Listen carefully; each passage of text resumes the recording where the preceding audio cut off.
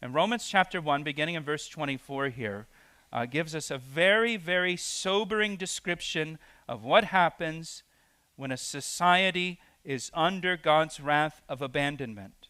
When God turns his back on a society and turns that society over to its own sinful ways and removes that restraint.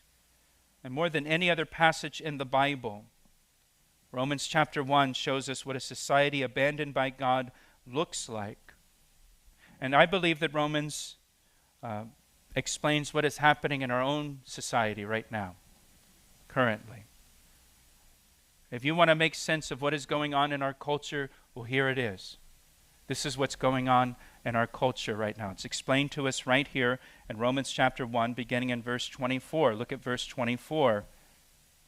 Therefore, because they continue to suppress the truth and replace the truth with lies and create gods for themselves instead of the true God, everything that we read in down to verse 23, therefore, God also gave them up to uncleanness in the lusts of their hearts to dishonor their bodies among themselves, who exchanged the truth of God for the lie, and worshipped and served the creature rather than the Creator, who is blessed forever. Amen. They exchanged the truth of God for the lie. That is exactly what is happening in our society today. We have exchanged the truth of God for lies. And we live in a time when good is called evil and evil is called good. And darkness has replaced light and light has replaced darkness.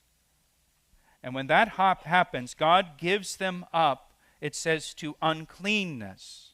When God abandons a society, he gives them up to their uncleanness. And that's referring to moral uncleanness. The restraint of God is removed and the society is just given over, look what it says, to go after the lusts of their hearts, whatever their heart desires.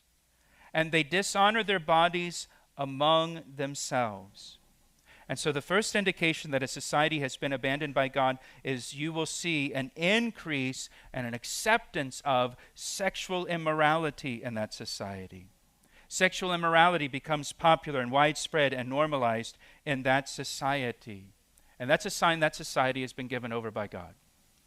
And you just look at what has happened in our society in the last 75 years regarding the proliferation of sexual immorality and the normalization of sexual immorality and the popularization of sexual immorality and the proliferation of pornography in our society. If you're over the age of 50, you remember a time when getting your hands on pornography was very difficult to do. There are only a few places where you could purchase pornography at only certain types of stores in certain parts of town. And now, you know, the number one users of pornography now are kids. The number one user of Viagra now is not elderly men.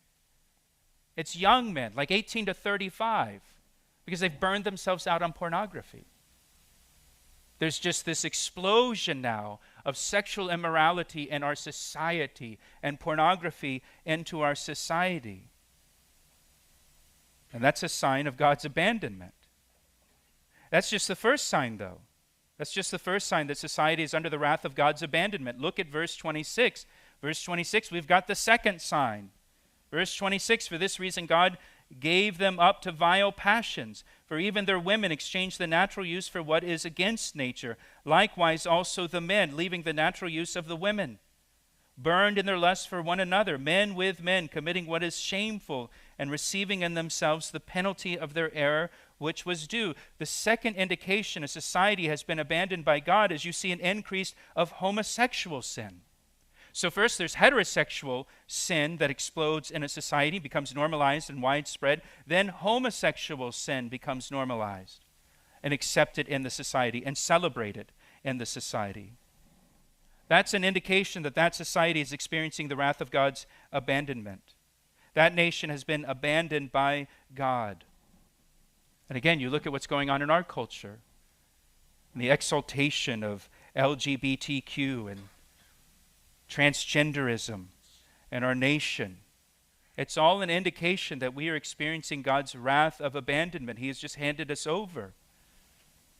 Homosexuality is condemned as sin by God from one end of the Bible to the other. Homosexuality is never described in the Bible as an identity that a person has. It is always described as a sexual act. And look how it's described in these verses. It's described as vile, against nature, meaning against God's design, and shameful. And look at verse 26 again. Look at the way that it's worded. For even their women exchange the natural use for what is against nature. It's emphasizing that even the women are turning to homosexuality and lesbianism. In every society, the women tend to be the last line of defense for the family. The women, the moms, tend to be the glue that holds a family together. It's the women, it's the moms who are the caregivers of the children and the protectors of the children. Men will abandon their role as father.